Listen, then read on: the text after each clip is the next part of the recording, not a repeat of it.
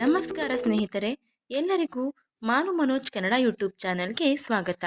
ಎಲ್ಲರಿಗೂ ವೈಕುಂಠ ಏಕಾದಶಿಯ ಶುಭಾಶಯಗಳು. ಈ ವೈಕುಂಠ ಏಕಾದಶಿಯ ಶುಭ ಸಮಯದಲ್ಲಿ ವೈಕುಂಠದ ವರ್ಣನೆ ಹೇಗಿತ್ತು ಅನ್ನೋದರ ಬಗ್ಗೆ ತಿಳಿದುಕೊಳ್ಳಲೇಬೇಕು ಅಲ್ವೇ? ವೈಕುಂಠದ ಬಗ್ಗೆ ನಾನಾ ರೀತಿಯ ಕಲ್ಪನೆ ನಾನಾ ರೀತಿಯ ಜನರಿಗೆ ಇರುತ್ತದೆ. ಹಾಗಾದರೆ ಶಿವನು ಪಾರ್ವತಿಗೆ ಯಾವ ರೀತಿ ವೈಕುಂಠದ ವರ್ಣನೆಯನ್ನು ಮಾಡ್ತಾನೆ ಅನ್ನೋದನ್ನ ತಿಳ್ಕೊಳ್ಳೋಣ. ಶಿವನು ಪಾರ್ವತಿಗೆ ವೈಕುಂಠದ ವರ್ಣನೆ ಮಾಡುತ್ತಾ, ವಿಷ್ಣುವಿನಲ್ಲಿ ಅನನ್ಯ ಭಕ್ತಿ ಇದ್ದವನು ಅವನ ಮರಣಾನಂತರ ವೈಕುಂಠಕ್ಕೆ ಹೋಗ್ತಾನೆ ಅಂತ ಹೇಳ್ತಾನೆ. ವೈಕುಂಠದ ವರ್ಣನೆ ಮಾಡುವುದು ಕಷ್ಟದ ಕೆಲಸ, ಆದರೂ ವರ್ಣನೆ ಮಾಡಿದರೆ ವೈಕುಂಠದಲ್ಲಿ ವಜ್ರ ವೈಡೂರ್ಯಗಳಿಂದ ಅಲಂಕರಿಸಿದ ಅನೇಕ ಅರಮನೆಗಳಿವೆ. ವೈಕುಂಠದ ಮಧ್ಯಭಾಗವನ್ನ ಅಯೋಧ್ಯ ಅಂತ ಕರೀತಾರೆ. ಇದನ್ನು ಚಂಡ ಪ್ರಚಂಡ, ಭದ್ರ ಸುಭದ್ರ, ಜಯ ವಿಜಯದಾತ ಮತ್ತು ವಿಧಾತ ಎಂಬ ದ್ವಾರಪಾಲಕರು ಕಾಯ್ತಾ ಇದ್ದಾರೆ. ವೈಕುಂಠದಲ್ಲಿ ಅನೇಕ ಭಕ್ತರು ಭವ್ಯವಾದ ಕಟ್ಟಡಗಳಲ್ಲಿ ವಾಸಿಸ್ತಾರೆ. ಆ ಅಯೋಧ್ಯೆಯ ಮಧ್ಯಭಾಗದಲ್ಲಿ ವಿಷ್ಣುವಿನ ಅಂತಃಪುರವಿದೆ. ಅಲ್ಲಿ ಅನೇಕ ಜನ ಅಪ್ಸರೆಯರಿದ್ದಾರೆ. ಅಂತಃಪುರದ ಮಧ್ಯಭಾಗದಲ್ಲಿರುವ ಮಂಟಪದಲ್ಲಿ ವಿಷ್ಣುವಿನ ಸಿಂಹಾಸನವಿದೆ. ಸಿಂಹಾಸನದ ಸುತ್ತಲೂ ದೇವತೆಗಳು, 4 ವೇದಗಳು ಇರುತ್ತವೆ. ಅಗ್ನಿ, ಸೂರ್ಯ ಮತ್ತು ಚಂದ್ರ ಸಿಂಹಾಸನದ ಮಧ್ಯಭಾಗದಲ್ಲಿ ಇರುತ್ತಾರೆ. ಸಿಂಹಾಸನದ ಮೇಲೆ ಯೋಗಪೀಠ ಎಂಬ ಒಂದು ಪಾದಪೀಠವಿದೆ. ಅದರ ಮಧ್ಯಭಾಗದಲ್ಲಿರುವ ಕಮಲದ ಹೂವಿನಲ್ಲಿ ಲಕ್ಷ್ಮೀ ಸಹಿತ ವಿಷ್ಣುವು ವಿರಾಜಮಾನನಾಗಿರ್ತಾನೆ. ವಿಷ್ಣುವು ಕೋಟಿ ಸೂರ್ಯ ಪ್ರಕಾಶವನ್ನ ನಾಚಿಸುವಂತ ನೀಲಿ ಬಣ್ಣದ ಕಮಲದ ಹೂವಿನ ಬಣ್ಣದಿಂದ ಗುಂಗುರು ಕೂದಲು, ಹೊಳೆಯುವ ಲೋಲಾಕುಗಳು, ಕತ್ತಿನಲ್ಲಿ ಪ್ರಕಾಶಮಾನವಾದ ಕೌಸ್ತುಭ ಮಣಿಯನ್ನ ಧರಿಸಿರ್ತಾನೆ. 2 ಕೈಗಳಲ್ಲಿ ಶಂಖ ಮತ್ತು ಚಕ್ರವನ್ನ ಇವನು ತನ್ನ ಹಸ್ತಗಳನ್ನ ಅಭಯ ಹಸ್ತಗಳಂತೆ ಇಟ್ಟುಕೊಂಡಿರ್ತಾನೆ. ಎಲ್ಲ ಆಧಾರ ಪದ್ಮಪುರಾಣದಲ್ಲಿ ಕಂಡುಬರುತ್ತದೆ. ವೈಕುಂಠದ ಬಾಗಿಲುಗಳಲ್ಲಿ ದೇವತೆಗಳು. ಶ್ರೀಹರಿಯ ವೈಕುಂಠದ ಪೂರ್ವ ದಿಕ್ಕಿನ ಬಾಗಿಲಿನಲ್ಲಿ ಸಂಜ್ಞಾದೇವಿ ಸಹಿತ ಸೂರ್ಯನು ಇರುವನು. ಶ್ರೀಹರಿಯ ವೈಕುಂಠದ ದಕ್ಷಿಣ ದ್ವಾರದಲ್ಲಿ ಶಶಿಯು ರೋಹಿಣಿ ಸಹಿತನಾಗಿರುವನು. ಶ್ರೀಹರಿಯ ವೈಕುಂಠದ ಪಶ್ಚಿಮ ದ್ವಾರದಲ್ಲಿ ಸ್ವಾಹಾದೇವಿಯ ಸಹಿತ ಅಗ್ನಿಯಲ್ಲಿ ಆಪಾನ ವಾಯುವಿರುವನು.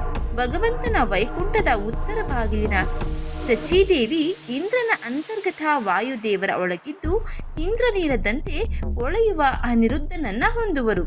ಗರುಡಶೇಷ ಇಂದ್ರರಿಂದ ಆರಂಭಿಸಿ ಪುಷ್ಕರದವರೆಗೂ ಇರುವ ಎಲ್ಲಾ ದೇವತೆಗಳಿಗೂ ಮೇಲಿನ ಬಾಗಿಲಲ್ಲಿರುವ ಭಾರತೀಯ ಉದಾನ ಎಂಬ ಹೆಸರು ಉಳ್ಳವರಲ್ಲಿ ಶೋಭಿಸುತ್ತಾ ಇದ್ದು ಮಾಯಾಪತಿ ವಾಸುದೇವನ ಪರಮ ಮಂಗಳಕರವಾದ ಅವಯವಗಳ ಮನೆಯನ್ನು ಸದಾಕಾಲ ಮುಕುಂದನನ್ನು ಕಾಣುತ್ತಾ ಸುಖಪಡುವರು.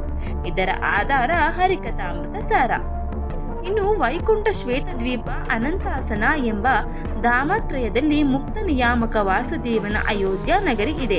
ಇದು ಮುಕ್ತ ಸ್ಥಾನ. ಇದರಲ್ಲಿ ಅಮುಕ್ತರು ಯಾರೂ ಪ್ರವೇಶಿಸುವಂತಿಲ್ಲ. ಸನಕಾದಿ ಮುನಿಗಳಾಗಲಿ ಅವರನ್ನು ತಡೆದ ಜಯ ವಿಜಯಾದಿ ದ್ವಾರಪಾಲಕರಾಗಲಿ ಒಳಗೆ ನಗರದಲ್ಲಿ ಕಾಲಿಡುವಂತಿಲ್ಲ. ಏಕೆಂದರೆ ಅವರಿನ್ನೂ ಅಮುಕ್ತರು. ಆದ್ದರಿಂದಲೇ ದರ್ಶನಕ್ಕಾಗಿ ಬಂದ ಮುನಿಗಳಿಗೆ ಮುಕ್ತ ನಿಯಾಮಕನು ತಾನೇ ಹೊರಗೆ ಬಂದು ದರ್ಶನವಿತ್ತು ಕಳಿಸಿದ. ಒಳಗೆ ಕರೆಸಿಕೊಳ್ಳಲಿಲ್ಲ. ಅಮುಕ್ತ ಸ್ಥಾನದಲ್ಲಿರುವ ಈ ವೈಕುಂಠದ 7ನೇ ಬಾಗಿಲನ್ನ ದಾಟಿದರೆ ನಗರದ ಸುತ್ತಲೂ ಕಂದಕದಂತೆ ವಿರಾಜ ನದಿ ಹರಿಯುವುದು ಕಂಡುಬರುತ್ತದೆ. ಹರಿಯ ಮೈಯ ಬೆವರಿನ ರೂಪದಿಂದ ದೇವಿ ತಾನೇ ಇಲ್ಲಿ ನೀರಾಗಿ ಹರಿಯುತ್ತಾಳೆ. ತಾಯಿ ಪ್ರೀತಿಯಿಂದ ಮಕ್ಕಳ ಹಳೆಯ ಕೊಳೆಯಾದ ಬಟ್ಟೆ ತೆಗೆದು ಮೈ ತೊಳೆದು ಹೊಸ ಬಟ್ಟೆ ಉಡಿಸಿ ಎತ್ತಿ ಮಡಿಲಲ್ಲಿಟ್ಟುಕೊಳ್ಳುವಂತೆ ಜಗನ್ಮಾತೆ ಅತಾತ್ವಿಕ ದೇವತೆಗಳನ್ನ ವಿರಜೆಯಲ್ಲಿ ಸ್ನಾನ ಮಾಡಿಸಿ ಹಳೆಯ ಲಿಂಗ ಶರೀರವನ್ನ ತೆಗೆದು ಹೊಸದಾದ ಮಿರಮಿರನೆ ಮಿಂಚುವ ಶುದ್ಧ ಸತ್ವಮಯವಾದ ಉಡುಗೆ ಉಡಿಸಿ ಮುಕ್ತ ಲೋಲ ರೂಪದಿಂದಿರುವ ತನ್ನ ಮಡಿಲಲ್ಲಿ ಅನಂತ ಕಾಲದವರೆಗೂ ಇಟ್ಟುಕೊಂಡು ಲಾಲಿಸ್ತಾಳೆ.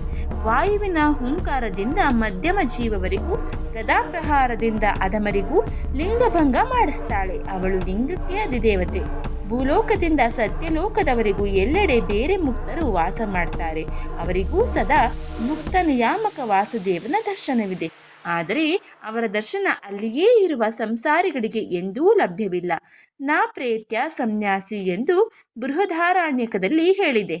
ಬ್ರಹ್ಮಾಂಡ ಲಯ ಹೊಂದುವಾಗ, ಅದರ ಆವರಣಗಳು ಲಯ ಹೊಂದುವಾಗ ತತ್ವಾಭಿಮಾನಿ ದೇವತೆಗಳು ಪ್ರಕೃತಿಯ ಆವರಣ ಮತ್ತು ಅವ್ಯಾಕೃತ ಅವಕಾಶಗಳ ನಡುವೆ ಆಗ ವ್ಯಕ್ತವಾಗುವ ವಿರಾಜ ನದಿಯಲ್ಲಿ ಸ್ನಾನ ಮಾಡಿ ಲಿಂಗಭಂಗ ಮಾಡಿಕೊಳ್ಳುತ್ತಾರೆ. ಬ್ರಹ್ಮಾಂಡದೊಳಗಿದ್ದ ಚಿನ್ಮಯವಾದ ಲಕ್ಷ್ಮೀ ಸ್ವರೂಪವಾದ ಅಯೋಧ್ಯ ನಗರಿಯು ವಿರಾಜ ನದಿಯ ಆಗ ಮರೆಯಾಗಿರುತ್ತದೆ. ಇದು ವೈಕುಂಠದ ವರ್ಣನೆ. ಶ್ರೀಹರಿಯು ವೈಕುಂಠದಲ್ಲಿ ವಿರಾಜಮಾನನಾಗಿ ತನ್ನ ಭಕ್ತರನ್ನ ಹರಿಸ್ತಾ ಇದ್ದಾನೆ. ಈ ಸುಸಂದರ್ಭದಲ್ಲಿ ವೈಕುಂಠದಲ್ಲಿರುವ ಶ್ರೀ ಮಹಾವಿಷ್ಣುವಿನ ಆಶೀರ್ವಾದ ಎಲ್ಲರಿಗೂ ಸಿಗಲಿ ಅಂತ ನಾನು ಬಯಸ್ತೀನಿ. ಈ ವಿಡಿಯೋ ಸ್ವಲ್ಪನಾದರೂ ನಿಮಗೆ ಇಷ್ಟ ಆಗಿದ್ರೆ ದಯವಿಟ್ಟು ಶೇರ್ ಮಾಡಿ, ಲೈಕ್ ಮಾಡಿ. ವಿಡಿಯೋ ಬಗ್ಗೆ ನಿಮ್ಮ ಅನಿಸಿಕೆ ಅಭಿಪ್ರಾಯವನ್ನು ಕಮೆಂಟ್ ಬಾಕ್ಸ್ನಲ್ಲಿ ತಿಳಿಸಿ. ಚಾನೆಲ್ನ ಇನ್ನೂ ಸಬ್ಸ್ಕ್ರೈಬ್ ಮಾಡ್ಕೊಂಡೆ ನೋಡ್ತಾ ಇದ್ದರೆ ದಯವಿಟ್ಟು ಸಬ್ಸ್ಕ್ರೈಬ್ ಮಾಡಿಕೊಂಡು ನೋಡಿ. ಧನ್ಯವಾದಗಳು.